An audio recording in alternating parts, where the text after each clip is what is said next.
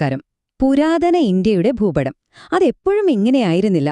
അതെങ്ങനെയാണ് മാറി മറിഞ്ഞതെന്ന് എപ്പോഴെങ്കിലും നിങ്ങൾ ചിന്തിച്ചിട്ടുണ്ടോ? ശരിക്കും ഇതൊരു കഥയാണ്. ഒരു ജനത അവരുടെ പഴയ വാസസ്ഥലം ഉപേക്ഷിച്ച് പുതിയൊരു ഹൃദയഭൂമി കണ്ടെത്തിയതിന്റെ കഥ. നമ്മൾ സംസാരിക്കുന്നത് പിൽക്കാല വൈദിക കാലഘട്ടത്തെക്കുറിച്ചാണ്. ആ വലിയ കുടിയേറ്റം ഇന്ത്യയുടെ ഭാവി സാമ്രാജ്യങ്ങൾക്ക് അടിത്തറ പാകിയതെങ്ങനെയെന്ന് നമുക്കൊന്ന് നോക്കാം. അപ്പോ ഈ ഒരു യാത്രയിൽ നമ്മൾ എന്തൊക്കെയാണ് കാണാൻ പോകുന്നതെന്ന് നോക്കാം. ആദ്യം തന്നെ രണ്ടോ വൈദിക കാലഘട്ടങ്ങൾ തമ്മിലുള്ള വ്യത്യാസം എന്താണെന്ന് നമ്മളൊന്ന് മനസ്സിലാക്കും. പിന്നെ അവരുടെ ആ പഴയ ഹൃദയഭൂമി ഏതായിരുന്നു, എന്തിനാണ് അവരെ കിഴക്കോട്ട് മാറിയതെന്നൊക്കെ നോക്കും. ഈ മാറ്റം പുതിയ രാഷ്ട്രീയ കേന്ദ്രങ്ങൾക്ക് എങ്ങനെ ജന്മം നൽകി, പിന്നെ ഇതിനൊക്കെ എന്തു പുരാവസ്തുപരമായ തെളിവുണ്ട്, ഇതൊക്കെയാണ് നമ്മൾ ചർച്ച ചെയ്യാൻ പോകുന്നത്. ഓക്കേ, അപ്പൊ നമുക്ക് തുടങ്ങാം. ചരിത്രത്തിൽ ഏറ്റവും പ്രധാനപ്പെട്ട ഒന്നാണ് അതിന്റെ കാലഗണന, അല്ലേ? വൈദിക കാലഘട്ടം എന്ന് പറയുമ്പോൾ അതൊരു ഒറ്റ നീണ്ട കാലഘട്ടമായിട്ട് കാണരുത്. അതിനെ വളരെ വ്യക്തമായി രണ്ടായിട്ട് തിരിക്കാം: പൂർവ്വവൈദിക കാലം, പിന്നെ പിൽക്കാല വൈദിക കാലം. ഈയൊരു വേർതിരിവുണ്ടല്ലോ, ഇവിടെ നിന്നാണ് നമ്മൾ പറയാൻ പോകുന്ന ആ വലിയ മാറ്റത്തിന്റെ കഥ തുടങ്ങുന്നത്. ദാ ഈ ടൈം ലൈനിലേക്കൊന്ന് നോക്കിക്കേ. BC 1500 മുതൽ 1000 വരെ, അതാണ് ഋഗ്വേദകാലം അല്ലെങ്കിൽ പൂർവ്വവൈദിക കാലഘട്ടം. പക്ഷേ BC 1000, ആ ഒരു പോയിന്റ് ശ്രദ്ധിക്കുക. അവിടെയാണ് കഥ മാറുന്നത്. അതൊരു നിർണായക വഴിത്തിരിവാണ്.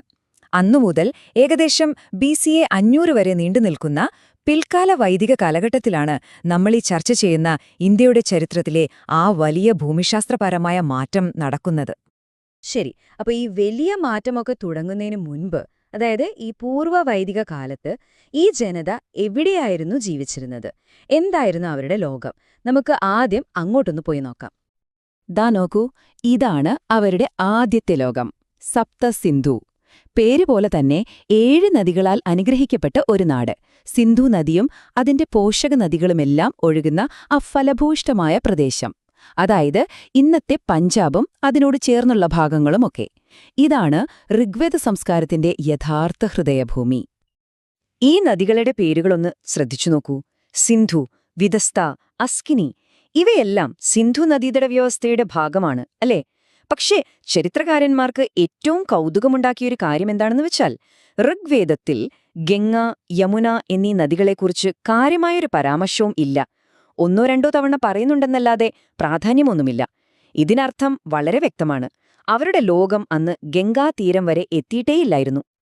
അപ്പൊ സ്വാഭാവികമായും നമ്മുടെ മനസ്സിലൊരു ചോദ്യം വരും, അല്ലേ? BC 1000 ശേഷം എന്തുപറ്റി?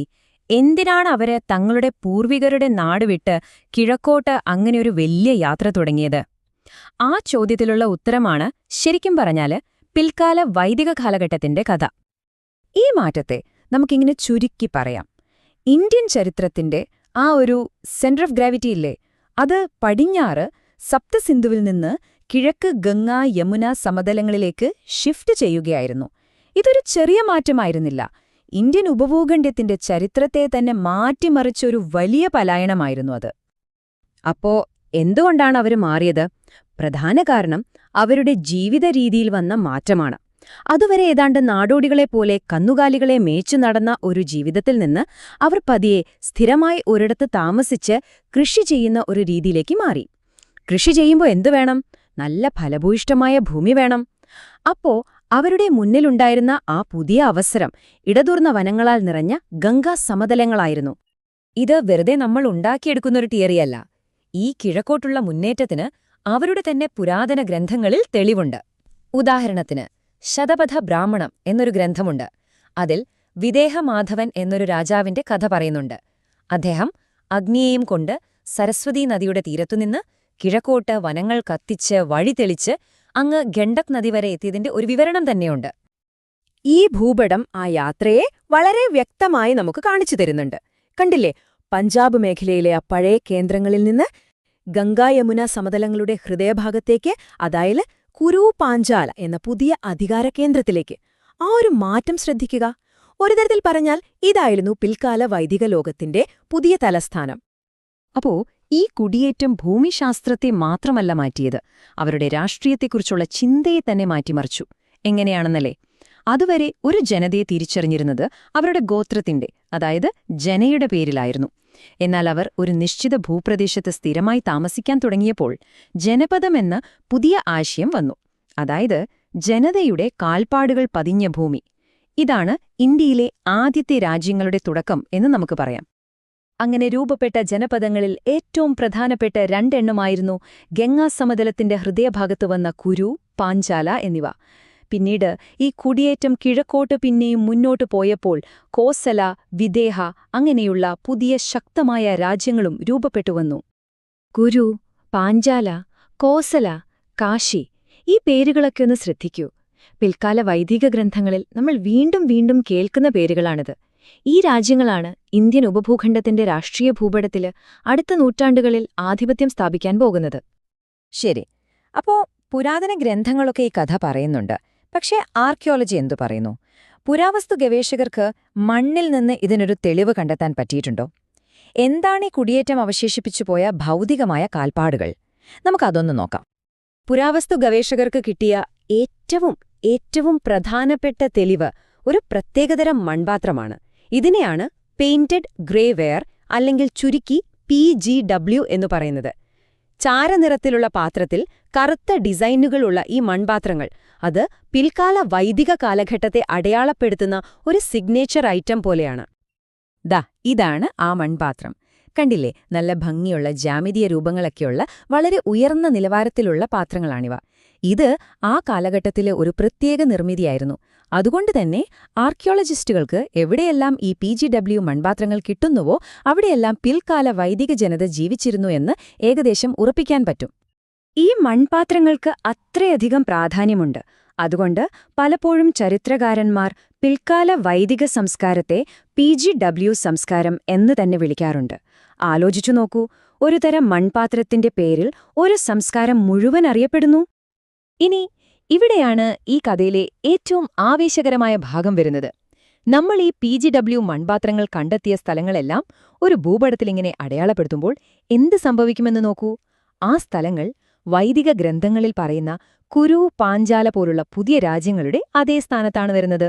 ഒന്നാലോചിച്ചു നോക്കൂ, പുരാതന ഗ്രന്ഥങ്ങൾ പറയുന്ന കഥയും മണ്ണിൽ നിന്ന് കിട്ടുന്ന പുരാവസ്തു തെളിവുകളും രണ്ടും ഒരേ കാര്യം പറയുമ്പോൾ ചരിത്രം നമുക്ക് മുന്നിൽ തെളിഞ്ഞു വരികയാണ്. അപ്പോൾ സപ്തസിന്ധുവിൽ നിന്ന് ഗംഗാസമതലങ്ങളിലേക്കുള്ള ഈ വലിയ കുടിയേറ്റം, ഇത് ഇന്ത്യയുടെ ഏത് വലിയ പരിവർത്തനത്തിനാണ് ശരിക്കും വേദിയൊരുക്കിയത്? ഇതൊരിക്കലും ഒരു വെറും സ്ഥലമാറ്റമായിരുന്നില്ല. ഇത് പിന്നീട് വരാനിരുന്ന വലിയ സാമ്രാജ്യങ്ങളുടെ ഉദയത്തിനുള്ള കളമൊരുക്കലായിരുന്നു. മഹാജനപദങ്ങൾ എന്ന ഞങ്ങൾ പഠിക്കുന്ന ആ ശക്തമായ രാജ്യങ്ങൾക്കും ഇന്ത്യയുടെ ചരിത്രത്തിലെ രണ്ടാം നഗരവൽക്കരണത്തിനും അടിത്തറയിട്ടത് ഈ മുന്നേറ്റമാണ്. ചുരുക്കി പറഞ്ഞാൽ, നമ്മൾ ഇന്ന് കാണുന്ന ഇന്ത്യയുടെ രാഷ്ട്രീയ ഭൂപടത്തിന്റെ ആദ്യത്തെ ഒരു രൂപരേഖ വരയ്ക്കപ്പെട്ടത് ഈ പിൽക്കാല വൈദിക കാലഘട്ടത്തിലായിരുന്നു. നമസ്കാരം. നമ്മളിന്നൊരു യാത്ര പോവുകയാണ് പുരാതന ഇന്ത്യയുടെ ചരിത്രത്തിലേക്ക്. ഏകദേശം 1000 BCE മുതൽ 500 BCE വരെയുള്ളൊരു കാലഘട്ടത്തിലേക്ക്. ഒരു ചെറിയ സാങ്കേതിക വിദ്യയുടെ കണ്ടുപിടുത്തം ഒരു ജനതയുടെ ജീവിത രീതിയെ തന്നെ എങ്ങനെയാണ് അടിമുടി മാറ്റിമറിച്ചത് എന്ന് നമുക്ക് കാണാം. അതെ, പിൽക്കാല വേദകാലഘട്ടത്തിലെ ആ വലിയ ഭൗതിക വിപ്ലവത്തിന്റെ കഥയാണിത്. അപ്പോ നമുക്കൊരു ചോദ്യത്തിൽ നിന്ന് തുടങ്ങിയാലോ? എന്തായിരുന്നു ആ ഒരൊറ്റ സാങ്കേതിക വിദ്യ? ഒരു നാടിന്റെ മുഴുവൻ ഭാവിയെയും മാറ്റിവരച്ച ആ കണ്ടുപിടുത്തം ഏതായിരുന്നു? ഈ ചോദ്യത്തിനുള്ള ഉത്തരമാണ് നമ്മൾ ഇന്ന് തേടുന്നത്. അപ്പോ എന്തായിരുന്നു ആ മാന്ത്രിക വിദ്യ? മറ്റൊന്നുമല്ല, ഇരുമ്പ്. അതെ, ആ കാലഘട്ടത്തിലെ എല്ലാ വലിയ മാറ്റങ്ങൾക്കും തുടക്കമിട്ടത് ഇരുമ്പിന്റെ വ്യാപകമായ ഉപയോഗമായിരുന്നു. നമുക്കാ പുതിയ ലോഹയുഗത്തിലേക്ക് ഒന്നിറങ്ങിച്ചെല്ലാം. അന്നത്തെ വേദഗ്രന്ഥങ്ങളിലൊക്കെ ഇരുമ്പിനൊരു പ്രത്യേക പേരുണ്ടായിരുന്നു. കൃഷ്ണ അയസ് അല്ലെങ്കിൽ ശ്യാമ അയസ്. എന്താ അർത്ഥമെന്നറിയാമോ? കറുത്ത ലോഹം. ഈ പുതിയ കരുത്തുറ്റ ലോഹത്തിന്റെ വരവ് ശരിക്കും ഒരു ടെക്നോളജിക്കൽ റെവല്യൂഷൻ തന്നെയായിരുന്നു. ഈയൊരു താരതമ്യം നോക്കിയേ, കാര്യങ്ങൾ വ്യക്തമാവും. ആദ്യ കാലഘട്ടത്തിൽ അവർ അയസ് എന്ന് പറഞ്ഞിരുന്നത് ചെമ്പിനെയോ വെങ്കലത്തിനെയൊക്കെയായിരുന്നു. എന്നാൽ പിൽക്കാലത്ത് കൃഷ്ണ അയസ്, അതായത് ഇരുമ്പ് വന്നതോടെ കളി മാറി. കാരണം ഇരുമ്പിന് ചെമ്പിനേക്കാൾ ഒരുപാട് ഉറപ്പും കാഠിന്യവുമുണ്ടായിരുന്നു. അതോടെ അവർ കൂടുതൽ മെച്ചപ്പെട്ട കോടാലികളും കലപ്പകളും ഉണ്ടാക്കാൻ തുടങ്ങി. ഇത് വലിയൊരു കുതിച്ചുചാട്ടം തന്നെയായിരുന്നു. അപ്പോ ഇത്രയും കരുത്തുള്ള ഒരു ഉപകരണം കിട്ടിയാൽ എവിടെയായിരിക്കും ഏറ്റവും വലിയ മാറ്റം വരിക? ഉറപ്പല്ലേ, കൃഷിയിടങ്ങളിൽ തന്നെ. ഇരുമ്പിന്റെ വരവ് എങ്ങനെയാണ് അവരെ സ്ഥിരതാമസക്കാരായ ഒരു കാർഷിക സമൂഹമാക്കി മാറ്റിയതെന്ന് നമുക്ക് നോക്കാം. ഇതിനൊരു സൂചന പുരാതനമായ ശതപഥ ബ്രാഹ്മണമെന്ന ഗ്രന്ഥത്തിൽ തന്നെയുണ്ട്. ഇതിൽ പറയുന്നതനുസരിച്ച് ഇരുമ്പു കോടാലികൾ ഉപയോഗിച്ച് മരങ്ങൾ വെട്ടിയിട്ടും തീയിട്ടുമാണ് ഗംഗാസമതലങ്ങളിലെ ഇടതൂർന്ന കാടുകൾ അവർ കൃഷിക്കായി വെട്ടിത്തെളിച്ചത്. ആ മാറ്റത്തിന്റെ ഒരു ചിത്രം ഈ വാക്കുകളിലുണ്ട്.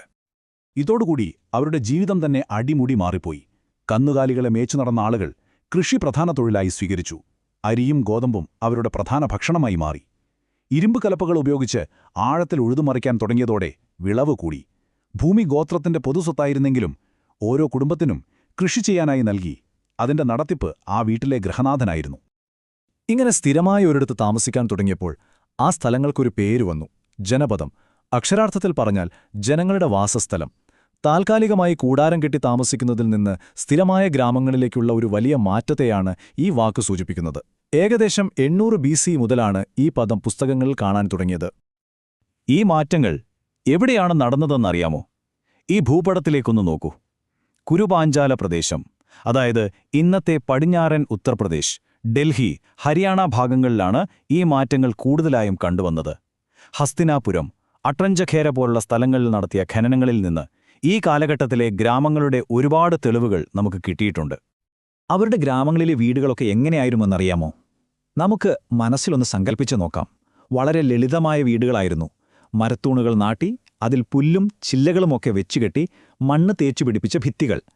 ചിലയിടങ്ങളിൽ ഉണക്കിയെടുത്ത ചെളിക്കട്ടകളും വീടുണ്ടാക്കാൻ ഉപയോഗിച്ചിരുന്നു. കൃഷിയിൽ നിന്നും ആവശ്യത്തിലധികം ഭക്ഷണം കിട്ടിത്തുടങ്ങിയപ്പോൾ എന്ത് സംഭവിച്ചു? എല്ലാവർക്കും കൃഷി ചെയ്യേണ്ട ആവശ്യം വന്നില്ല, അല്ലേ? ഇതിന്റെ ഫലമായി പുതിയ പുതിയ തൊഴിലുകളുണ്ടായി വന്നു. അതാണ് നമ്മൾ അടുത്തതായി കാണാൻ പോകുന്ന കരകൗശല വിപ്ലവം. ആ കാലഘട്ടത്തെക്കുറിച്ച് പഠിക്കുമ്പോൾ പുരാവസ്തു ഗവേഷകർക്ക് കിട്ടിയ ഏറ്റവും പ്രധാനപ്പെട്ടൊരു തെളിവാണ് ഈ കാണുന്ന പെയിന്റഡ് ഗ്രേവെയർ അഥവാ PGW. ചാരനിറത്തിലുള്ള ഈ മൺപാത്രങ്ങളിലെ ഡിസൈനുകളും അതിന്റെ ഫിനിഷിംഗും കണ്ടോ? ഇത് വളരെ വിശേഷപ്പെട്ട ഒന്നായിരുന്നു. ഒരുപക്ഷെ സമൂഹത്തിലെ ഉയർന്നയാളുകൾ വിശേഷ അവസരങ്ങളിൽ ഭക്ഷണം കഴിക്കാനോ മറ്റോ ആയിരിക്കാം ഇതുപയോഗിച്ചിരുന്നത്. പക്ഷേ PGW മാത്രമല്ലാട്ടോ, വേറെയും പലതരം മൺപാത്രങ്ങൾ അവർ ഉപയോഗിച്ചിരുന്നു. ഈ പട്ടിക കണ്ടില്ലേ?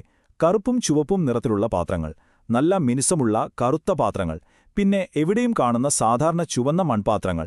ഇതൊക്കെ കാണിക്കുന്നത് അവരുടെ മൺപാത്ര നിർമ്മാണത്തിലെ വൈദഗ്ധ്യവും വൈവിധ്യവുമാണ്. അങ്ങനെ കൃഷിയിൽ നിന്ന് മാറി നിന്നവർ വെറുതെയിരുന്നില്ല. അവരോരോരുത്തരും ഓരോ തൊഴിലിൽ സ്പെഷ്യലൈസ് ചെയ്യാൻ തുടങ്ങി. ലോഹപ്പണിക്കാർ, നെയ്ത്തുകാർ, ആശാരിമാർ, തുകൽപ്പണിക്കാർ, ആഭരണങ്ങളുണ്ടാക്കുന്നവർ, എന്തിന് ഗ്ലാസുകൊണ്ട് വളകളും മുത്തുകളും ഉണ്ടാക്കുന്നവർ വരെ അക്കാലത്തുണ്ടായിരുന്നു. സമൂഹം കൂടുതൽ സങ്കീർണമാവുകയായിരുന്നു. ഇത്രയധികം കൈത്തൊഴിലുകാർ, പലതരം ഉൽപ്പന്നങ്ങൾ. സ്വാഭാവികമായും അടുത്തപടി എന്തായിരിക്കും? കച്ചവടം, അല്ലേ? ഈ ഉൽപ്പന്നങ്ങൾ പരസ്പരം കൈമാറ്റം ചെയ്യപ്പെടണമല്ലോ. ഇത് പുതിയ സാമ്പത്തിക രീതികൾക്ക് തുടക്കമിട്ടു. ഇതൊരു ഡൊമിനോ എഫക്റ്റ് പോലെയാണ് സംഭവിച്ചത്. നോക്കൂ, സ്റ്റെപ്പ് 1 കൃഷിയിൽ മിച്ചം വരുന്നു. ആ ഭക്ഷണം കൊണ്ട് കൃഷി ചെയ്യാത്ത മറ്റു വിദഗ്ധർക്ക് ജീവിക്കാൻ സാധിക്കുന്നു. ഈ വിദഗ്ധർ ഒരുമിച്ച് ചേർന്ന് ഗിൽഡുകൾ, അതായത് ഗണങ്ങൾ ഉണ്ടാക്കുന്നു. അതോടെ ഉൽപ്പന്നങ്ങൾ കൈമാറാൻ പുതിയ രീതികൾ വരുന്നു. എല്ലാം ഒന്നിനൊന്ന് ബന്ധപ്പെട്ടിരിക്കുന്നു. അപ്പോൾ കച്ചവടം എങ്ങനെയായിരുന്നു? പ്രധാനമായും ബാർട്ടർ സിസ്റ്റം തന്നെയായിരുന്നു. അതായത് അരിക്കു പകരം പാത്രം, അല്ലെങ്കിൽ തുണിക്ക് പകരം ആയുധമെന്ന രീതി. പക്ഷെ വലിയ ഇടപാടുകൾക്ക് വേണ്ടി നിഷ്ക, ശതമാന എന്നൊക്കെ പേരുള്ള സ്വർണത്തിന്റെയും വെള്ളിയുടെയും യൂണിറ്റുകൾ ഉപയോഗിച്ചു. ഇത് ഇന്നത്തെ നാണയങ്ങൾ പോലെയല്ല, ഒരു നിശ്ചിത തൂക്കമുള്ള ലോഹ കഷ്ണങ്ങളായിട്ടാണ് കണക്കാക്കിയിരുന്നത്. അപ്പോൾ നമ്മൾ എവിടെ എത്തി നിൽക്കുന്നു? സ്ഥിരമായ കൃഷിയുണ്ട്, പലതരം കൈത്തൊഴിലുകളുണ്ട്, കച്ചവടം നടക്കുന്നുണ്ട്. ഇതെല്ലാം കൂടിച്ചേരുമ്പോൾ എന്താണ് സംഭവിക്കുക? അതെ, ആദ്യത്തെ നഗരങ്ങളുടെ തുടക്കം കുറിക്കുകയാണ്. ഈ പുതിയ ജീവിതരീതി എത്രത്തോളം വിജയകരമായിരുന്നു എന്നറിയാൻ ഈ ഒരു സംഖ്യ മാത്രം മതി. ഏതാണ്ട് 700-ലധികം പെയിന്റഡ് ഗ്രേവെയർ ഗ്രാമങ്ങൾ പുരാവസ്തു ഗവേഷകർ കണ്ടെത്തിയിട്ടുണ്ട്. ആ കാലഘട്ടത്തിൽ എത്രത്തോളം ആളുകൾ സ്ഥിരതാമസമാക്കിയെന്നും ജനസംഖ്യ എത്രത്തോളം വളർന്നുവെന്നും ഇത് വ്യക്തമാക്കുന്നു.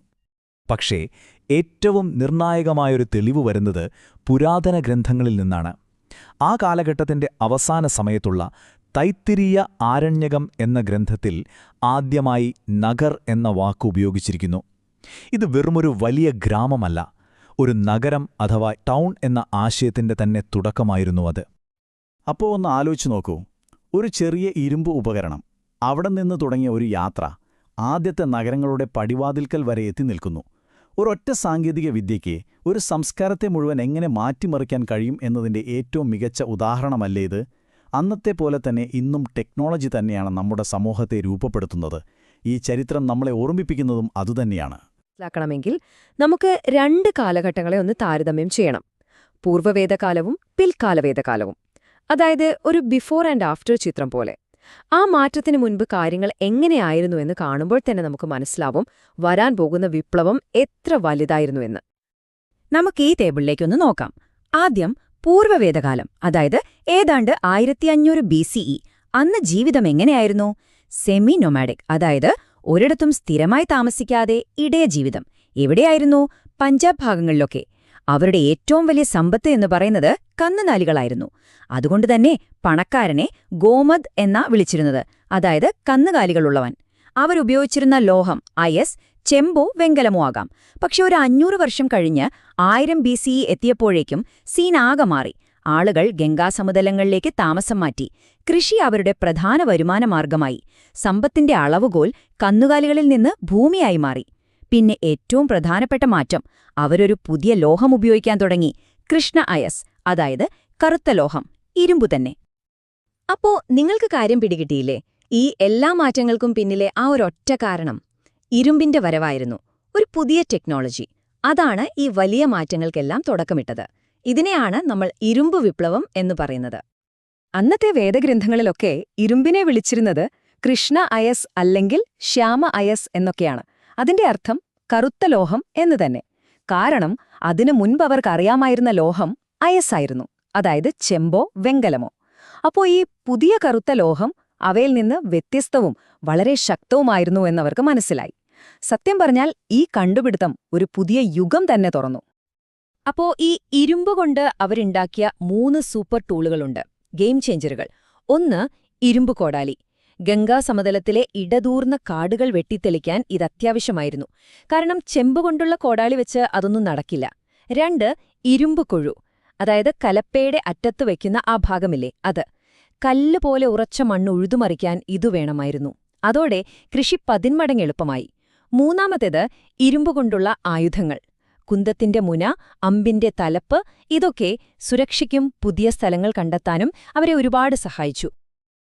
അപ്പോ ശരിക്കും പറഞ്ഞാൽ ഗംഗാസമതലങ്ങളിലെ 2 വലിയ പ്രശ്നങ്ങൾക്കുള്ള ഉത്തരമായിരുന്നു ഈ ഇരുമ്പുപകരണങ്ങൾ. ഒന്ന്, ആരും കടന്നു ചെല്ലാത്ത കട്ടിക്കാട്. 2, മഴയില്ലാത്തപ്പോൾ പാറ പോലെ ഉറച്ചുപോകുന്ന അവിടുത്തെ എക്കൽ മണ്ണ്. ശരിക്കും ഈയൊരു ടൂൾ കിറ്റ് കയ്യിലില്ലായിരുന്നെങ്കിൽ ആ പ്രദേശം മനുഷ്യവാസത്തിന് യോഗ്യമാക്കിയെടുക്കുക എന്ന് പറയുന്നത് ഒരു നടക്കാത്ത സ്വപ്നമായിരുന്നേനെ.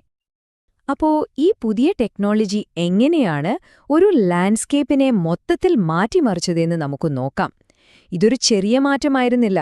ശരിക്കും ഒരു പുതിയ ലോകത്തേക്കുള്ള വാതിൽ തുറക്കുന്നതുപോലെയായിരുന്നു അത്. ഈ മാപ്പിലൊന്ന് നോക്കിക്കേ. ഇതിലെ അടയാളങ്ങൾ കാണിക്കുന്നത് പെയിന്റഡ് ഗ്രേ വെയർ അഥവാ PGW എന്ന് നമ്മൾ പറയുന്ന ഒരു പ്രത്യേകതരം മൺപാത്രം കിട്ടിയ സ്ഥലങ്ങളാണ്. ഈ പാത്രങ്ങൾ കിട്ടിയ സ്ഥലങ്ങൾ നോക്കിയാൽ ഒരു കാര്യം വ്യക്തമാകും. ആളുകൾ പതുക്കെ പതുക്കെ കിഴക്കോട്ട്, അതായത് ഗംഗാ സമതലങ്ങളിലേക്ക് താമസം മാറിത്തുടങ്ങിയിരിക്കുന്നു. ആർക്കിയോളജിസ്റ്റുകൾക്ക് ഈ പുതിയ സംസ്കാരം എവിടെയൊക്കെ പടർന്നുവെന്ന് മനസ്സിലാക്കാനുള്ള ഒരു സൂപ്പർ തെളിവാണിത്. അപ്പോ ഇതെങ്ങനെയാ സംഭവിച്ചതെന്ന് നമുക്ക് സ്റ്റെപ്പ് ബൈ സ്റ്റെപ്പായിട്ട് നോക്കാം. സിമ്പിളാണ്. സ്റ്റെപ്പ് 1, ഇരുമ്പ് കോടാലി വെച്ച് കാട് വെട്ടി തെളിക്കുന്നു. സ്റ്റെപ്പ് 2, ആ തെളിച്ചെടുത്ത ഭൂമിയിലെ കട്ടിയുള്ള മണ്ണ് ഇരുമ്പ് കലപ്പ വെച്ച് ഉഴുതുമറിക്കുന്നു, കൃഷിക്ക് പാകമാക്കുന്നു. സ്റ്റെപ്പ് 3, കൃഷി ചെയ്യാൻ പറ്റിയ ആ മണ്ണിൽ അവർ സ്ഥിരമായി താമസിക്കാൻ തുടങ്ങി, ഗ്രാമങ്ങളുണ്ടാക്കി. കണ്ടില്ലേ, ഒരു കാര്യം അടുത്തതിലേക്ക് നയിക്കുന്നു. ഒരു ഡൊമിനോ എഫക്റ്റ് പോലെ. ഇങ്ങനെ കൃഷി ചെയ്യാൻ പുതിയ സാധ്യതകൾ തുറന്നു കിട്ടിയപ്പോൾ അതൊരു സാമ്പത്തിക വിപ്ലവത്തിന് തന്നെ വഴിവെച്ചു. ആളുകൾ കഴിക്കുന്ന ഭക്ഷണം മാറി, അവർ ജീവിക്കുന്ന രീതി മാറി, എല്ലാം മാറി. ഇതാണ് ആ ഷിഫ്റ്റ്. കന്നുകാലികളായിരുന്നു എല്ലാം എന്ന് കരുതി ജീവിച്ചൊരു സമൂഹം കൃഷിയാണ് ഇനി തങ്ങളുടെ പ്രധാന ആശ്രയമെന്ന് തിരിച്ചറിയുന്നു. സമ്പത്തളക്കാൻ ഉപയോഗിച്ചിരുന്ന സ്കെയിൽ തന്നെ മാറി, പശുക്കളുടെ എണ്ണത്തിൽ നിന്ന് എത്ര ഏക്കർ ഭൂമിയുണ്ട് എന്നതിലേക്ക്. ഇത് വെറുമൊരു സാമ്പത്തിക മാറ്റമല്ല, അവരുടെ ചിന്താരീതിയെ തന്നെ മാറ്റിമറിച്ചൊന്നാണ്. ഈ ചാർട്ടിലേക്കൊന്ന് നോക്കിയാൽ സംഭവം ക്ലിയറാകും. പഴയ കാലത്ത്, അതായത് ഏർലി വേദിക് കാലത്ത്, ബാർലി ആയിരുന്നു അവരുടെ പ്രധാന ഭക്ഷണം. എന്നാൽ പിന്നീട് ലേറ്റ് വേദിക് കാലഘട്ടമായപ്പോഴേക്കും ഗംഗാസമതലത്തിലെ കാലാവസ്ഥയ്ക്കും മണ്ണിനും കൂടുതൽ ചേർന്ന് അരിയും ഗോതമ്പും പ്രധാന വിളകളായി. അവരുടെ ഡയറ്റ് തന്നെ മാറിപ്പോയി. അന്നത്തെ പുസ്തകങ്ങളില് ഈ പുതിയ വിളകളെക്കുറിച്ച് പറയുന്നുണ്ട്. അരിക്ക് വ്രീഹി എന്നും ഗോതമ്പിന് ഗോതമ എന്നുമായിരുന്നു പേര്. പ്രത്യേകിച്ചും ഗംഗ യമുന നദികളുടെ ഇടയിലുള്ള ആ ഫലഭൂഷ്ടമായ ദോവാബ് പ്രദേശം അതൊരു പ്രധാന നെൽകൃഷി കേന്ദ്രമായി മാറി. ഈ പുതിയ വിളകൾ വന്നതോടെ അവർക്ക് മുൻപൊരിക്കലുമില്ലാത്ത രീതിയിലുള്ള ഒരു ഭക്ഷ്യസുരക്ഷ കിട്ടി. കൃഷിയെന്ന് പറയുന്നത് വെറുതെ ഭക്ഷണമുണ്ടാക്കാനുള്ളൊരു പരിപാടി മാത്രമായിരുന്നില്ല. പതുക്കെ പതുക്കെ അതവരുടെ സംസ്കാരത്തിന്റെയും മതവിശ്വാസങ്ങളുടെയും ഒരു ഭാഗമായി മാറി. ശതപഥ ബ്രാഹ്മണം പോലെയുള്ള ഗ്രന്ഥങ്ങളിൽ നിലമൊഴുന്നത് ഒരു വലിയ ചടങ്ങായി, ഒരു അനുഷ്ഠാനമായിട്ടാണ് പറയുന്നത്. അതിൽ നിന്ന് തന്നെ നമുക്ക് ഊഹിക്കാം കൃഷിക്ക് അവരുടെ ജീവിതത്തിൽ എത്ര വലിയൊരു സ്ഥാനമാണ് കിട്ടിയതെന്ന്. അങ്ങനെ കൃഷിജീവിതത്തിന്റെ ഭാഗമായപ്പോ സ്വാഭാവികമായും ആളുകളുടെ ജീവിതരീതിയും മാറി. ആ നാടോടി ജീവിതം അവിടെ അവസാനിച്ചു. പകരം അവർ ഒരിടത്ത് സ്ഥിരമായി ജീവിക്കുന്ന സമൂഹങ്ങളായി മാറി. അപ്പോ ഈ പുതിയ ഗ്രാമങ്ങളിൽ ജീവിതം എങ്ങനെയുണ്ടായിരുന്നു? അവര് ഗംഗാതീരത്ത് ചെളിക്കട്ട കൊണ്ടോ അല്ലെങ്കിൽ മരച്ചില്ലകളൊക്കെ വെച്ച് കെട്ടിയോ ചെറിയ വീടുകളുണ്ടാക്കി താമസിച്ചു. കൃഷിയായിരുന്നു പ്രധാന ജോലി. എല്ലാവരും ഒരിടത്ത് സ്ഥിരമായി താമസിച്ചു. ഏറ്റവും രസകരമായ കാര്യം എന്താണെന്നാൽ കൃഷിയിൽ നിന്ന് ആവശ്യത്തിലധികം ഭക്ഷണം കിട്ടിത്തുടങ്ങിയപ്പോൾ എല്ലാവർക്കും കൃഷിപ്പണിക്ക് പോകേണ്ടി വന്നില്ല. അപ്പോൾ ചില ആളുകൾ മറ്റു പണികളിൽ സ്പെഷ്യലൈസ് ചെയ്യാൻ തുടങ്ങി. മൺപാത്രമുണ്ടാക്കുന്നവർ, ഇരുമ്പും ചെമ്പും കൊണ്ട് പണിയെടുക്കുന്നവർ, മരപ്പണിക്കാർ, തുണി നെയ്യുന്നവർ, അങ്ങനെ സമൂഹം കൂടുതൽ വൈവിധ്യമുള്ളതായി മാറി. അപ്പോൾ നമ്മൾ ഇതുവരെ പറഞ്ഞ കഥയുടെ ഒരു ചുരുക്കം ഇങ്ങനെയാണ്. ഇരുമ്പ് വന്നു, അത് കൂടുതൽ ശക്തമായ ഉപകരണങ്ങളുണ്ടാക്കാൻ സഹായിച്ചു. ആ ഉപകരണങ്ങൾ വെച്ച് അവർ കാട് വെട്ടിത്തെളിച്ചു.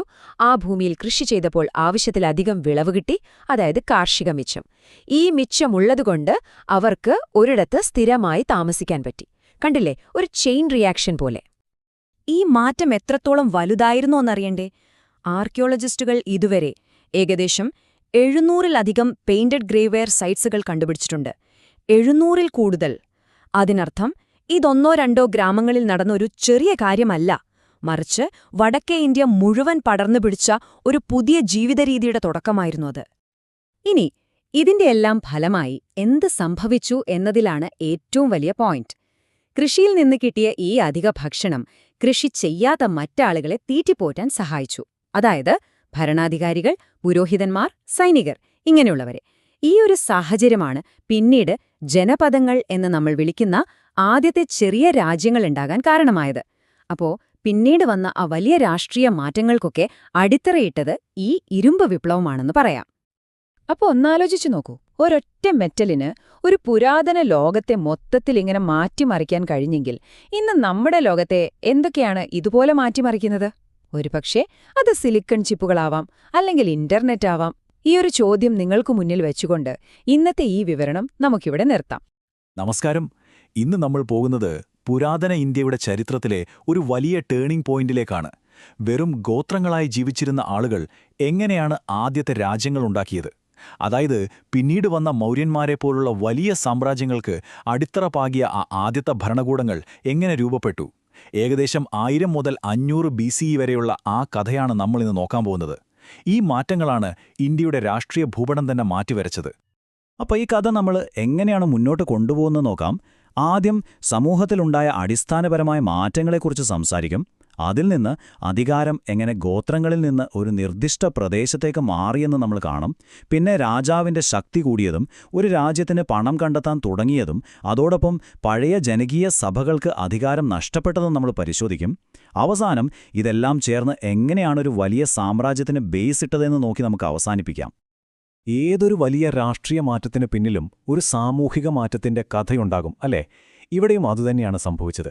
അപ്പോൾ ഈ വലിയ രാഷ്ട്രീയ മാറ്റങ്ങൾക്കെല്ലാം തുടക്കമിട്ട ആ അടിസ്ഥാനപരമായ സാമൂഹിക മാറ്റം എന്തായിരുന്നു? ശരി, നമുക്ക് അവിടെ തന്നെ തുടങ്ങാം. ഇവിടെയാണ്, ഈയൊരു മാറ്റത്തിലാണ് എല്ലാം തുടങ്ങുന്നത്. കന്നുകാലികളെ മേച്ച് ഏതാണ്ട് നാടോടികളെപ്പോലെ ജീവിച്ചിരുന്നൊരു സമൂഹം ഗംഗാതീരത്തെ ഫലഭൂവിഷ്ടമായ മണ്ണിൽ കൃഷിയെ ആശ്രയിച്ച് ഒരിടത്ത് സ്ഥിരതാമസമാക്കാൻ തുടങ്ങി. അപ്പോൾ എന്ത് സംഭവിക്കും? ഭൂമി എന്ന ആശയത്തിന് അതുവരെ ഇല്ലാത്തൊരു പ്രാധാന്യം വന്നു. സ്വാഭാവികമായും ആരുടെ കയ്യിലാണോ ഭൂമി, അവർക്ക് രാഷ്ട്രീയ അധികാരവും കിട്ടിത്തുടങ്ങി. ഇതാണ് യഥാർത്ഥ ഗെയിം ചേഞ്ചർ. അപ്പോൾ കൃഷിജീവിതത്തിന്റെ ഭാഗമായതോടെ ഭൂമിക്ക് വലിയ വില വന്നു.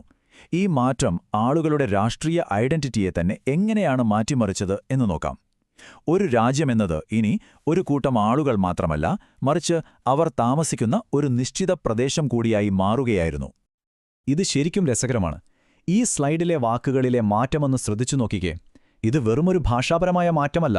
ജന എന്നു പറഞ്ഞാൽ ജനങ്ങൾ അല്ലെങ്കിൽ ഗോത്രം, അതായിരുന്നു അവരുടെ ഐഡന്റിറ്റി. പക്ഷേ ജനപദ എന്ന പുതിയ വാക്ക് വന്നപ്പോൾ അതിന്റെ അർത്ഥം ജനങ്ങൾ കാലുകുത്തിയ ഇടം എന്നായി, അതായത് പ്രദേശം. അപ്പോൾ രാഷ്ട്രീയമായ ഐഡന്റിറ്റി ജനങ്ങളിൽ നിന്ന് അവർ താമസിക്കുന്ന ഭൂമിയിലേക്ക് മാറുകയാണ്. കണ്ടില്ലേ, ഐഡന്റിറ്റി തന്നെ മാറിപ്പോയി.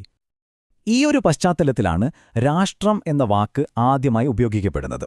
ഇത് വെറുമൊരു പുതിയ വാക്കല്ല, ഒരു നിശ്ചിത അതിർത്തിയുള്ള ഒരു ഭരണാധികാരിക്ക് കീഴിലുള്ളൊരു പ്രദേശം എന്ന ആശയത്തിന്റെ ഉദയമാണിത്. ഇന്നത്തെ സ്റ്റേറ്റ് എന്ന ആശയത്തിന്റെ ഒരു പ്രോട്ടോടൈപ്പ് എന്ന് വേണമെങ്കിൽ നമുക്കിതിനെ പറയാം. ഈയൊരു വാചകം മാത്രം മതി അന്നത്തെ രാഷ്ട്രീയ യാഥാർത്ഥ്യം എന്തായിരുന്നു എന്ന് മനസ്സിലാക്കാൻ. ഓർക്കണം, ഋഗ്വേദ കാലഘട്ടത്തിൽ സമ്പത്തെന്ന് പറയുന്നത് കന്നുകാലികളായിരുന്നു. പക്ഷേ ഇപ്പോൾ കളി മാറി. ഏറ്റവും മൂല്യമുള്ള വിഭവം ഭൂമിയായി. അത് സംരക്ഷിക്കാനും കൂടുതൽ വെട്ടിപ്പിടിക്കാനും ഭരണാധികാരികൾ യുദ്ധം ചെയ്യാൻ തുടങ്ങി. ശരി, പ്രദേശം പ്രധാനമായി. ഇനി ആ പ്രദേശം ഭരിക്കുന്ന ആളുടെ കാര്യമോ? ഒരു സാധാരണ ഗോത്രത്തലവൻ എന്ന നിലയിൽ നിന്ന് ശക്തനും പരമാധികാരിയുമായൊരു രാജാവായി അദ്ദേഹം എങ്ങനെയാണ് മാറിയത്? അതാണ് നമ്മളിനി നോക്കാൻ പോകുന്നത്. അപ്പോ രാജാക്കന്മാർക്ക് അധികാരം കിട്ടി. പക്ഷേ ആ അധികാരം ജനങ്ങളെക്കൊണ്ട് എങ്ങനെ അംഗീകരിപ്പിക്കും? അതിനാണ് അവർ വലിയ വലിയ യാഗങ്ങളും പൊതുചടങ്ങുകളും ഉപയോഗിച്ചത്. രാജസൂയം പോലുള്ള ചടങ്ങുകളിലൂടെ തങ്ങൾക്ക് ദൈവം തന്ന അധികാരമാണ് ഇതെന്ന് അവർ ജനങ്ങളെ ബോധ്യപ്പെടുത്തി.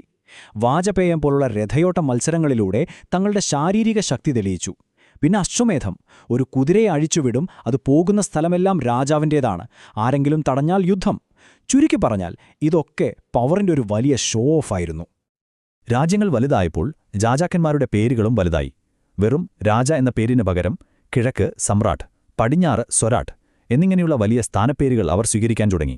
ഇത് മറ്റ് ചെറിയ ഭരണാധികാരികളുടെ മേലുള്ള തങ്ങളുടെ ആധിപത്യം ഉറക്കെ പ്രഖ്യാപിക്കുന്നതുപോലെയായിരുന്നു. അധികാര കൈമാറ്റത്തിലും വലിയൊരു മാറ്റം വന്നു. മുൻപ് ഗോത്രത്തിലെ പ്രമുഖർ ചേർന്ന് തെരഞ്ഞെടുത്തിരുന്ന രീതി മാറി. ഭരണം അച്ഛനിൽ നിന്ന് മകനിലേക്ക് കൈമാറുന്ന സമ്പ്രദായം വന്നു. അതായത് ഹെറിഡിറ്ററിയായി. ഇതോടെ രാജാവിന്റെ അധികാരം ചോദ്യം ചെയ്യപ്പെടാനാവാത്തതായി മാറി. ഇത് രാജവംശങ്ങളുടെ തുടക്കത്തിനും കാരണമായി. ഇപ്പോൾ രാജാവായി, രാജ്യമായി, വലിയ ചടങ്ങുകളൊക്കെയായി. ഇത്രയും വലിയൊരു ഭരണ സംവിധാനം പ്രവർത്തിപ്പിക്കണമെങ്കിൽ പണം വേണം, അല്ലേ? വളർന്നുവരുന്ന ഈ പുതിയ രാജ്യങ്ങൾക്ക് എങ്ങനെയാണ് വരുമാനം ലഭിച്ചത്? അതിനായി അവർ ഒരു ഔദ്യോഗിക വരുമാന സംവിധാനം എങ്ങനെ രൂപപ്പെടുത്തി എന്ന് നമുക്ക് നോക്കാം. അവർക്ക് മുന്നിലുണ്ടായിരുന്ന ഏറ്റവും വലിയ ചോദ്യം ഇതായിരുന്നു: തങ്ങളുടെ ഉദ്യോഗസ്ഥർക്കും സൈന്യത്തിനും മറ്റു ഭരണപരമായ ആവശ്യങ്ങൾക്കും വേണ്ട പണം ഈ പുതിയ വലിയ രാജ്യങ്ങൾ എങ്ങനെ കണ്ടെത്തും? ഇവിടെയാണ് നമ്മൾ നിർണായകമായ ഒരു മാറ്റം കാണുന്നത്. ഋഗ്വേദകാലത്ത് ബലി എന്നത് ജനങ്ങൾ സ്വമേധയാ രാജാവിന് നൽകുന്നൊരു സമ്മാനമായിരുന്നു, ഒരു ഗിഫ്റ്റ്. എന്നാൽ പിൽക്കാല വേദകാലഘട്ടമായപ്പോഴേക്കും അത് ഭരണകൂടം നിർബന്ധമായി പിരിക്കുന്ന ഒരു നികുതിയായി മാറി. ഇതാണ് ഒരു ഔദ്യോഗിക ഖജനാവിന്റെ തുടക്കം കുറിച്ചത്. ഈ നികുതി കൃത്യമായി പിരിച്ചെടുക്കാൻ വേണ്ടി മാത്രം സംഗ്രഹിത്രി എന്ന പേരിലൊരു ഉദ്യോഗസ്ഥനെ നിയമിച്ചു. ഇത് ഭരണകൂടത്തിന്റെ വരുമാന സംവിധാനം എത്രത്തോളം ഔദ്യോഗികമായി എന്നതിന്റെ വ്യക്തമായ തെളിവാണ്. കർഷകരും വ്യാപാരികളുമായിരുന്ന വൈശ്യസമൂഹമായിരുന്നു അക്കാലത്തെ പ്രധാന നികുതിദായകർ. ഓക്കെ, അപ്പോൾ രാജാവിന്റെ പവർ കൂടി ഖജനാവ് നിറഞ്ഞു. ഈ സമയത്ത് നാണയത്തിന് ഒരു മറുവശം കൂടിയുണ്ടായിരുന്നു. പഴയതും കൂടുതൽ ജനാധിപത്യപരമായ ഗോത്രസഭകൾക്ക് എന്ത് സംഭവിച്ചു? നമുക്ക് നോക്കാം. ഈ ടൈംലൈൻ ശ്രദ്ധിക്കൂ. കഥ വളരെ വ്യക്തമാണ്. ഋഗ്വേദകാലത്ത് സഭ, സമിതി പോലുള്ള ജനകീയ സഭകൾക്ക് വലിയ അധികാരമുണ്ടായിരുന്നു. എന്നാൽ പിൽക്കാല വേദകാലഘട്ടമായപ്പോഴേക്കും അധികാരം രാജാവിലും അദ്ദേഹത്തിന്റെ ഉപദേശകരിലും കേന്ദ്രീകരിച്ചു. ഇതോടെ ഈ സഭകൾ വെറും പ്രമാണിമാരുടെയും രാജാവിന്റെ ഇഷ്ടക്കാരുടെയും ഒരു ക്ലബ്ബ് പോലെയായി. സാധാരണക്കാർക്ക് ഭരണത്തിലുള്ള പങ്ക് ഇല്ലാതായി. പോകെ സ്ത്രീകളെപ്പോലുള്ള പല വിഭാഗങ്ങൾക്കും ഈ സഭകളിലെ പങ്കാളിത്തം തന്നെ നഷ്ടപ്പെട്ടു. ഒടുവിൽ ഈ ജനകീയ സഭകൾക്ക് പകരം പരിഷദ് എന്ന പേരിൽ ഒരു ചെറിയ ഉപദേശക സമിതി വന്നു. ഇതിൽ ബ്രാഹ്മണരെപ്പോലുള്ള ഉന്നതവർഗക്കാർ മാത്രമായിരുന്നു അംഗങ്ങൾ. ഇതോടെ ഗോത്രജനാധിപത്യത്തിൽ നിന്ന് രാജവാഴ്ചയിലേക്കുള്ള മാറ്റം പൂർണ്ണമായി. അപ്പോൾ നമ്മൾ ഇതുവരെ ചർച്ച ചെയ്ത പ്രധാന രാഷ്ട്രീയ മാറ്റങ്ങൾ ഒന്നുകൂടി ഓർത്തെടുക്കാം. ഈ മാറ്റങ്ങളാണ് പിൽക്കാലത്ത് ഇന്ത്യയിൽ മൗര്യന്മാരെപ്പോലുള്ള വലിയ സാമ്രാജ്യങ്ങൾ കെട്ടിപ്പടുക്കുന്നതിനുള്ള അടിത്തറ പാകിയത്. എന്തൊക്കെയായിരുന്നു ആ അടിത്തറയിലെ പ്രധാന കല്ലുകൾ? ഇതിൽ നിന്ന് നമ്മൾ മനസ്സിലാക്കേണ്ട പ്രധാന കാര്യങ്ങൾ ഇവയാണ്. 1. സമൂഹം കൃഷിയെ ആശ്രയിക്കാൻ തുടങ്ങി. 2. രാഷ്ട്രീയ ഐഡന്റിറ്റി ഗോത്രത്തിൽ നിന്ന് പ്രദേശത്തേക്ക് മാറി. 3. രാജവാഴ്ച പാരമ്പര്യമായി മാറി. വലിയ യാഗങ്ങളിലൂടെ അതിന് ദൈവിക പരിവേഷം ലഭിച്ചു. 4. ഒരു ഔദ്യോഗിക നികുതി സമ്പ്രദായം നിലവിൽ വന്നു. 5. ജനകീയ സഭകൾക്ക് അധികാരം നഷ്ടപ്പെട്ടു. ഈ 5 മാറ്റങ്ങളും ചേർന്നാണ് പുരാതന ഇന്ത്യയിൽ ഒരു ഭരണകൂടത്തിന്റെ ആദ്യ രൂപം സൃഷ്ടിച്ചത്. ഒരു കാര്യം ഓർക്കണം, ഈ കാലഘട്ടത്തിൽ ഇന്നത്തെ പോലെ ഒരു സ്ഥിരം സൈന്യമില്ലായിരുന്നു. എങ്കിലും ഒരു ചോദ്യത്തോടെ നമുക്ക് അവസാനിപ്പിക്കാം. ഈ മാറ്റങ്ങളെല്ലാം പിന്നീട് വരാനിരുന്ന മൗര്യന്മാരെ പോലുള്ള അതിശക്തമായ സാമ്രാജ്യങ്ങളിലേക്കുള്ള അനിവാര്യമായ ആദ്യ ചുവടുവയ്പ്പായിരുന്നില്ലേ? ഇതിന്റെ ദീർഘകാല പ്രത്യാഘാതങ്ങളെക്കുറിച്ചൊന്ന് ആലോചിച്ചു നോക്കൂ. അടുത്ത വിശകലനത്തിൽ വീണ്ടും കാണാം. നമസ്കാരം. ഇന്ന് നമ്മൾ പുരാതന ഇന്ത്യയുടെ ചരിത്രത്തിലെ വളരെ നിർണായകമായൊരു കാലഘട്ടത്തെക്കുറിച്ചാണ് സംസാരിക്കാൻ പോകുന്നത്. അതായത് ഏകദേശം 1000 BC മുതൽ 500 BC വരെയുള്ള സമയം. ഒരു ഗോത്ര സമൂഹത്തിൽ നിന്ന് കർക്കശമായ നിയമങ്ങളുള്ള ഒരു ജാതി വ്യവസ്ഥയിലേക്ക് ഇന്ത്യൻ സമൂഹം മാറിയത് ഈ കാലഘട്ടത്തിലാണ്. അപ്പോൾ ഈ വലിയ മാറ്റത്തിന് പിന്നിലെ സാമൂഹിക കാരണങ്ങൾ എന്തൊക്കെയാണെന്ന് നമുക്കൊന്ന് വിശദമായി നോക്കാം. അപ്പോൾ നമ്മൾ ഉത്തരം കണ്ടെത്താൻ ശ്രമിക്കുന്ന പ്രധാന ചോദ്യം ഇതാണ്: എങ്ങനെയാണ് ഒരു സമൂഹത്തിന്റെ ഘടന കാലക്രമേണ ഇത്രയധികം കഠിനമായി മാറുന്നത്? അലഞ്ഞു തിരിഞ്ഞുള്ള ജീവിതം വിട്ട് കൃഷി ചെയ്ത് ഒരിടത്ത് സ്ഥിരമായി ജീവിക്കാൻ തുടങ്ങിയപ്പോൾ സാമൂഹിക നിയമങ്ങൾ എന്തുകൊണ്ടാണ് കൂടുതൽ കർക്കശമായത്? ഈ മാറ്റത്തിനു പിന്നിലെ കാരണങ്ങളിലേക്കാണ് നമ്മുടെ ഇന്നത്തെ ഈയൊരു അന്വേഷണം. ഈ വലിയ മാറ്റങ്ങൾ ശരിക്കും മനസ്സിലാക്കാനായിട്ട് നമുക്കിതൊരു 5 ഭാഗങ്ങളായിട്ട് നോക്കാം. ആദ്യം, മാറ്റത്തിന്റെ തുടക്കത്തിൽ സമൂഹം എങ്ങനെയായിരുന്നു? പിന്നെ വർണ്ണവ്യവസ്ഥ എങ്ങനെ ശക്തമായി എന്ന് നോക്കാം. അതിനുശേഷം കുടുംബവും ഗോത്രവും എന്ന പുതിയ സംവിധാനങ്ങളെക്കുറിച്ച് സംസാരിക്കാം. പിന്നെ സ്ത്രീകളുടെ പദവിയിൽ വന്ന വലിയ മാറ്റങ്ങൾ. ഒടുവിൽ ഇതെല്ലാം ചേർന്ന് എങ്ങനെ ഒരു ശ്രേണീകൃത സമൂഹം ഉണ്ടായി എന്നും നമ്മൾ പരിശോധിക്കും. ഈ വലിയ മാറ്റങ്ങൾ മനസ്സിലാക്കണമെങ്കിൽ ആദ്യം നമ്മൾ എവിടെയായിരുന്നു എന്നറിയണമല്ലോ, അല്ലേ? അതുകൊണ്ട് പിൽക്കാല വേദകാലഘട്ടത്തിന് തൊട്ടുമുമ്പുള്ള ഋഗ്വേദ കാലഘട്ടത്തിലെ സമൂഹം എങ്ങനെയായിരുന്നു എന്നതിന്റെ ഒരു ചെറിയ ചിത്രം നമുക്ക് ആദ്യം നോക്കാം. ഋഗ്വേദ കാലഘട്ടത്തിലെ സമൂഹം പൂർണ്ണമായും ഒരു സമത്വ സമൂഹമായിരുന്നു എന്ന് നമുക്ക് പറയാൻ പറ്റില്ല. എന്നാലും അവിടുത്തെ സാമൂഹിക നിയമങ്ങൾക്ക് കുറച്ചുകൂടി അയവുണ്ടായിരുന്നു. ആളുകൾ ജന എന്നറിയപ്പെടുന്ന ഗോത്രങ്ങളായിട്ടാണ് ജീവിച്ചിരുന്നത്. ഒരാൾക്ക് ഒരു തൊഴിലിൽ നിന്ന് വേറൊണ്ടിലേക്ക് മാറാനൊക്കെ അവസരങ്ങളുണ്ടായിരുന്നു. സ്ത്രീകൾക്ക് പോലും പൊതുസഭകളിലും വിദ്യാഭ്യാസത്തിലുമൊക്കെ സ്ഥാനമുണ്ടായിരുന്നു. പക്ഷേ ഈയൊരു അവസ്ഥ അധികകാലം നീണ്ടുനിന്നില്ല. വലിയൊരു മാറ്റം വരാൻ പോവുകയായിരുന്നു. ശരി, ഇനി നമുക്ക് ഈ കാലഘട്ടത്തിലെ ഏറ്റവും പ്രധാനപ്പെട്ട സാമൂഹിക മാറ്റത്തിലേക്ക് വരാം. വർണ്ണവ്യവസ്ഥ ഔദ്യോഗികമായി രൂപം കൊള്ളുന്നതും സമൂഹത്തിലൊരു കർക്കശമായ ശ്രേണിയുണ്ടാകുന്നതും ഈ കാലഘട്ടത്തിലാണ്. ഈ 2 കാലഘട്ടങ്ങളും തമ്മിലുള്ള വ്യത്യാസം വളരെ വലുതാണ്.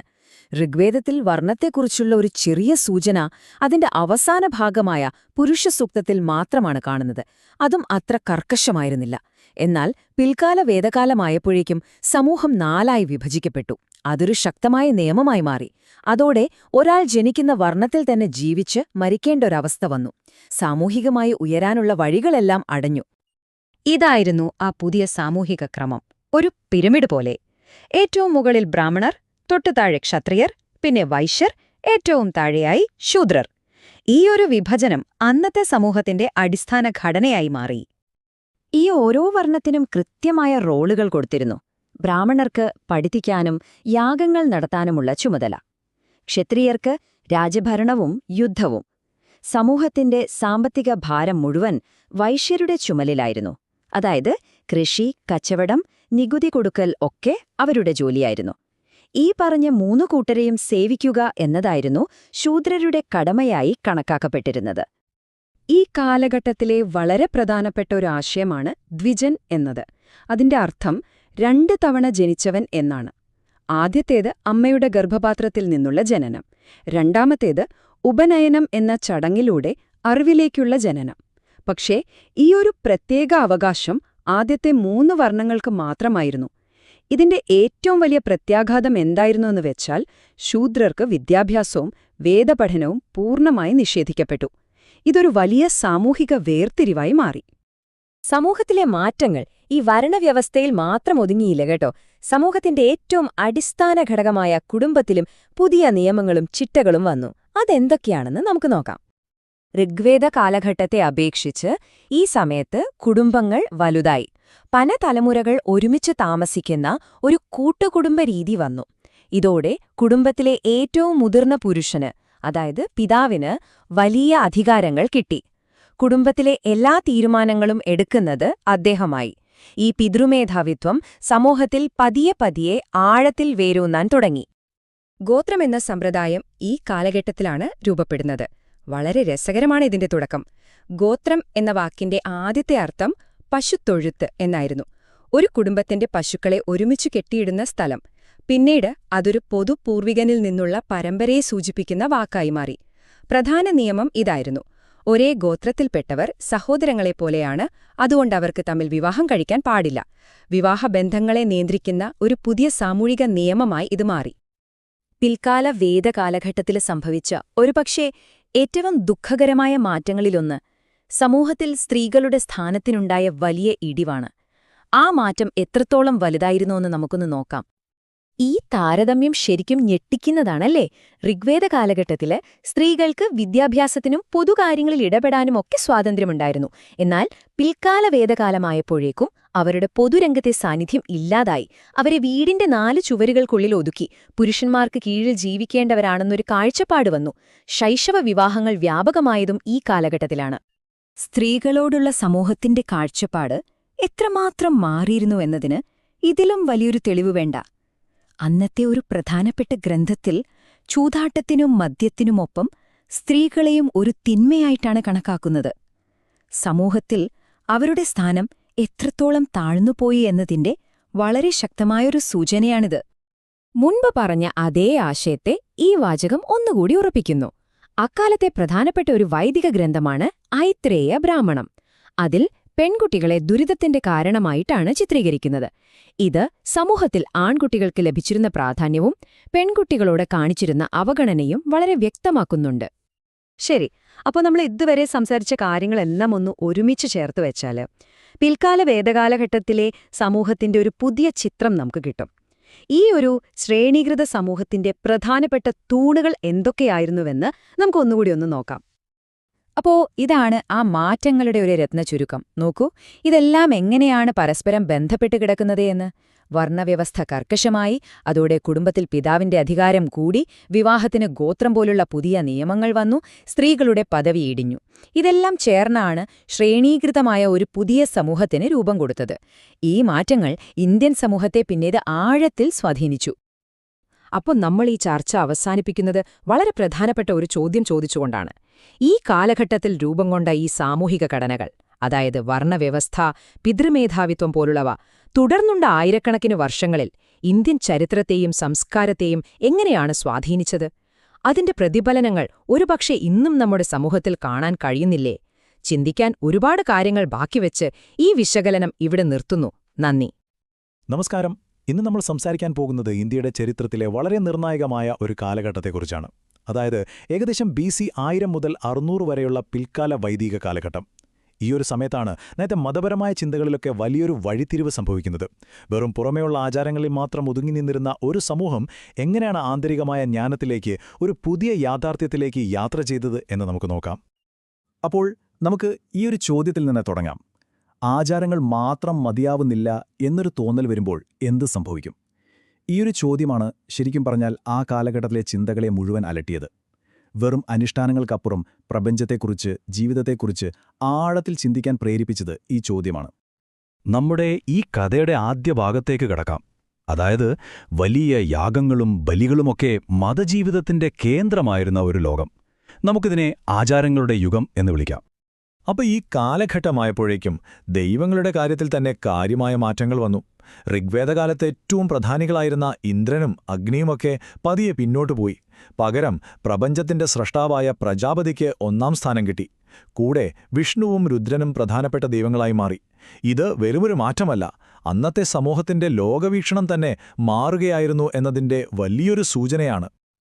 ഈ കാലത്തെ ഏറ്റവും വലിയ പ്രത്യേകത എന്താണെന്ന് വെച്ചാൽ, സാധാരണ പ്രാർത്ഥനകളെക്കാളൊക്കെ പ്രാധാന്യം യാഗങ്ങൾക്ക് കിട്ടിത്തുടങ്ങിയെന്നതാണ്. ഓരോ കാര്യത്തിനും കൃത്യമായ നിയമങ്ങളും മന്ത്രങ്ങളും. അങ്ങനെ ഈ അനുഷ്ഠാനങ്ങളൊക്കെ വളരെ വലുതും കോംപ്ലിക്കേറ്റഡുമായി മാറി. അശ്വമേധം, രാജസൂയം, വാജപേയം, ഇതൊക്കെയായിരുന്നു ആ കാലത്തെ മെഗാ ഇവന്റ്സ് എന്ന് പറയാവുന്ന യാഗങ്ങൾ. ഇവ വെറും മതപരമായ ചടങ്ങുകൾ മാത്രമായിരുന്നില്ല സ്നേഹിതരെ. ഒരു രാജാവിന്റെ അധികാരം പ്രഖ്യാപിക്കാനും തന്റെ സാമ്രാജ്യത്തിന്റെ അതിർത്തികൾ ഉറപ്പിക്കാനുമൊക്കെയുള്ള ഒരുതരം പൊളിറ്റിക്കൽ സ്റ്റേറ്റ്മെന്റ് കൂടിയായിരുന്നു ഇവ ഓരോന്നും. ഈ ആചാരങ്ങളുടെ ഒഴിവാക്കാൻ പറ്റാത്ത ഒരു ഭാഗമായിരുന്നു മൃഗബലി. അതും 1 2 അല്ല, വലിയ തോതിൽ തന്നെ. പ്രത്യേകിച്ച് അക്കാലത്ത് സമ്പത്തിന്റെ അടയാളമായി കണ്ടിരുന്ന കന്നുകാലികളെയാണ് കൂടുതലായും ബലി കൊടുത്തിരുന്നത്. ഇത് സമൂഹത്തിന്റെ സമ്പത്തിനെ തന്നെ ഇല്ലാതാക്കുന്ന ഒന്നായിരുന്നു. രസകരമായൊരു കാര്യം, അക്കാലത്ത് അതിഥിയെ ഗോഘനൻ എന്നാണ് വിളിച്ചിരുന്നത്. അതിന്റെ അർത്ഥം കന്നുകാലിയെ ഭക്ഷിക്കുന്നവൻ എന്നാണ്. ഇതിൽ നിന്ന് കന്നുകാലി മാംസം ഭക്ഷണത്തിന്റെ ഭാഗമായിരുന്നു എന്ന് നമുക്ക് മനസ്സിലാക്കാം. അപ്പോ ഇത്രയും സങ്കീർണമായ യാഗങ്ങളൊക്കെ നടത്തണമെങ്കിൽ അതിന് പ്രത്യേക അറിവുള്ള ആളുകൾ വേണ്ടേ? തീർച്ചയായും വേണം. അവിടെയാണ് പുരോഹിതവർഗമായ ബ്രാഹ്മണരുടെ പ്രാധാന്യം വരുന്നത്. യാഗങ്ങൾക്ക് പ്രാധാന്യം കൂടിയപ്പോൾ സ്വാഭാവികമായും സമൂഹത്തിൽ അവരുടെ അധികാരവും സ്വാധീനവും 10 മടങ്ങ് വർദ്ധിച്ചു. ദൈവങ്ങളെയും മനുഷ്യരെയും തമ്മിൽ ബന്ധിപ്പിക്കുന്ന ഒരു ഇടനിലക്കാരായി അവർ മാറി. ഈ ഒരു വാചകം നോക്കൂ. ഇത് ബ്രാഹ്മണരുടെ സ്ഥാനം എത്രത്തോളം ശക്തമായി എന്നതിന്റെ തെളിവാണ്. ദാനം, ദക്ഷിണ എന്നൊക്കെ പറഞ്ഞ് അവർക്ക് ധാരാളം സമ്പത്ത് കിട്ടി. പതിയെ പതിയെ പൗരോഹിത്യം എന്നത് ഒരു പാരമ്പര്യ തൊഴിലായി തന്നെ മാറി. ഇനി നമുക്ക് കഥയുടെ 2ാം ഭാഗത്തേക്ക് കടക്കാം. ഇത്രയൊക്കെ കർശനമായ ആചാരങ്ങളുണ്ടായിരുന്നെങ്കിലും അതിനെതിരെ ചില സംശയങ്ങളും ചോദ്യങ്ങളുമൊക്കെ ഉയർന്നുവരാൻ തുടങ്ങി. ഇതാണ് സംശയത്തിന്റെ വിത്തുകൾ മുളയ്ക്കുന്ന കാലം. ഈയൊരു ചോദ്യം കഥയുടെ ഗതിയെ തന്നെ മാറ്റുകയാണ്. പുറമേയുള്ള കർമ്മങ്ങൾക്കപ്പുറം ഈ പ്രപഞ്ചത്തെ അറിയാൻ, മനസ്സിലാക്കാൻ മറ്റെന്തെങ്കിലും വഴിയുണ്ടോ? ഈയൊരു ചിന്തയാണ് എല്ലാത്തിനും തുടക്കം കുറിച്ചത്. ഏകദേശം BC 600 ആയപ്പോഴേക്കും, പ്രത്യേകിച്ച് ഇന്നത്തെ കിഴക്കൻ ഉത്തർപ്രദേശിലെ പാഞ്ചാല, ബീഹാറിലെ വിദേഹ പോലുള്ള സ്ഥലങ്ങളിൽ ഈ യാഗങ്ങളെയും പുരോഹിതരുടെ ആധിപത്യത്തെയും ചോദ്യം ചെയ്തുകൊണ്ട് പുതിയൊരു ചിന്താധാര രൂപപ്പെട്ടു തുടങ്ങി. ഈ പുതിയ ചിന്തകർ ചോദിച്ച ചോദ്യങ്ങൾ നോക്കൂ. മരണശേഷം എന്ത് സംഭവിക്കും? എന്തിനാണ് നമ്മൾ ഈ യാഗങ്ങളൊക്കെ ചെയ്യുന്നത്? മരിച്ചാലും നശിക്കാത്ത എന്തെങ്കിലും ഒന്ന് ഈ പ്രപഞ്ചത്തിലുണ്ടോ? കണ്ടില്ലേ, അവരുടെ ശ്രദ്ധ മുഴുവൻ ദൈവങ്ങളെ പ്രീതിപ്പെടുത്തുന്നതിൽ നിന്ന് യാഥാർത്ഥ്യം എന്താണെന്ന് മനസ്സിലാക്കുന്നതിലേക്ക് മാറി. അങ്ങനെ നമ്മൾ കഥയുടെ അവസാന ഭാഗത്തേക്ക് എത്തുകയാണ്. ഇവിടെയാണ് ഈ ചിന്താപരമായ സംഘർഷങ്ങൾക്കെല്ലാം ഒരു ഉത്തരമെന്നോണം പുതിയ ദാർശനിക ഗ്രന്ഥങ്ങൾ വരുന്നത്. ഇതാണ് ദാർശനികമായ ഉദയം. അതെ, ഉപനിഷത്തുകൾ. ആ വാക്കിന്റെ അർത്ഥം തന്നെ ഒരാളുടെ അടുത്ത് ഇരിക്കുക എന്നാണ്. അതായത് ഗുരുവിന്റെ കാൽക്കലിരുന്ന് ജ്ഞാനം നേടുക. ഇത് വെറും ആചാരങ്ങൾ പഠിപ്പിക്കുന്ന രീതിയായിരുന്നില്ല, മറിച്ച് ചോദ്യങ്ങളിലൂടെയും സംവാദങ്ങളിലൂടെയും ആഴത്തിലുള്ള അറിവ് തേടുന്ന ഒരു പുതിയ ശൈലിയായിരുന്നു. ആലോചിച്ചു നോക്കൂ, 108 ഉപനിഷത്തുകൾ ഉണ്ടെന്നാണ് പറയുന്നത്. ഈയൊരു സംഖ്യ മാത്രം മതി ഈ ദാർശനിക മുന്നേറ്റം എത്ര വലുതായിരുന്നു എന്ന് മനസ്സിലാക്കാൻ. ഈ ഗ്രന്ഥങ്ങൾ അറിവിന്റെ ഒരു പുതിയ ലോകം തന്നെ ആളുകൾക്ക് മുന്നിൽ തുറന്നുകൊടുത്തു. ഇതാണ് ഈ മാറ്റത്തിന്റെ കാതൽ. വെറും യാഗങ്ങൾ പോലുള്ള പുറമേയുള്ള കർമ്മങ്ങളിൽ നിന്ന് ആന്തരികമായ അറിവിലേക്ക്, അതായത് ജ്ഞാനത്തിലേക്ക് ശ്രദ്ധ തിരിഞ്ഞു. മോക്ഷം കിട്ടാനുള്ള വഴി യാഗങ്ങളല്ല, മറിച്ച് യഥാർത്ഥ അറിവാണെന്ന് ഉപനിഷത്തുകൾ ഉറപ്പിച്ചു പറഞ്ഞു. ഉപനിഷത്ത് ചിന്തയിലെ ആദ്യത്തെ പ്രധാനപ്പെട്ട ആശയം ആത്മൻ ആണ്. അതായത് ഓരോ വ്യക്തിയുടെയും ഉള്ളിലുള്ള ആത്മാവ്. നമ്മുടെ ശരീരമൊക്കെ നശിച്ചാലും മാറ്റമില്ലാതെ എന്നെന്നും നിലനിൽക്കുന്ന ഒരംശം, അതാണ് ആത്മൻ. രണ്ടാമത്തെ പ്രധാന ആശയം ബ്രഹ്മനാണ്. ഇത് യൂണിവേഴ്സൽ സോൾ, അതായത് പരമാത്മാവ്. ഈ കാണുന്ന പ്രപഞ്ചത്തിന്റെ എല്ലാം അടിസ്ഥാനമായ, രൂപമില്ലാത്ത, മാറ്റമില്ലാത്ത, എല്ലാത്തിലും നിറഞ്ഞു നിൽക്കുന്ന ആ പരമമായ സത്യം, അതാണ് ബ്രഹ്മൻ. ഇതാണ് ആ ഫിലോസഫിയുടെ ക്ലൈമാക്സ് എന്ന് പറയുന്നത്. എന്താണെന്നല്ലേ? ഓരോ വ്യക്തിയുടെ ഉള്ളിലെ ആത്മനും പിന്നെ ഈ പ്രപഞ്ചത്തിന്റെ എല്ലാം ആത്മാവായ ബ്രഹ്മനും, ഇവ രണ്ടും രണ്ടല്ല, ഒന്നു തന്നെയാണ് എന്ന ആ ഒരു തിരിച്ചറിവ്. അഹം ബ്രഹ്മാസ്മി, ഞാൻ ബ്രഹ്മനാകുന്നു എന്ന ആ മഹത്തായ ആശയം ഉദയം ചെയ്യുന്നത് ഇവിടെ നിന്നാണ്. അതോടെ ജീവിതത്തിന്റെ ലക്ഷ്യം തന്നെ മാറി. സ്വന്തം ആത്മാവിനെക്കുറിച്ച് അറിയുക, അത് ഈ പ്രപഞ്ചത്തിന്റെ അടിസ്ഥാനമായ പരമാത്മാവിൽ നിന്ന് വേറെയല്ല എന്ന് മനസ്സിലാക്കുക. ഇതായിരുന്നു ഉപനിഷത്തുകൾ മുന്നോട്ടുവെച്ച ജീവിതത്തിന്റെ പരമമായ ലക്ഷ്യം. ബൃഹദാരണ്യക ഉപനിഷത്തിലെ ഈ ശക്തമായ പ്രാർത്ഥനയോടെ നമുക്ക് നിർത്താം. അസത്യത്തിൽ നിന്ന് സത്യത്തിലേക്ക്, ഇരുട്ടിൽ നിന്ന് വെളിച്ചത്തിലേക്ക്, മരണത്തിൽ നിന്ന് അമരത്വത്തിലേക്ക് നയിക്കണമേ. പിൽക്കാല വൈദിക കാലഘട്ടത്തിലെ ആ വലിയ യാത്ര മുഴുവൻ ഈ വരികളിലുണ്ടല്ലേ. വെറും ആചാരങ്ങളുടെ ലോകത്ത് നിന്ന് സത്യത്തെക്കുറിച്ചുള്ള ആഴത്തിലുള്ള അന്വേഷണത്തിലേക്കുള്ളൊരു യാത്ര. എന്താണ് സത്യം എന്ന ചോദ്യം ആയിരക്കണക്കിന് വർഷങ്ങൾക്കിപ്പുറവും നമ്മളെ ചിന്തിപ്പിക്കുന്നു.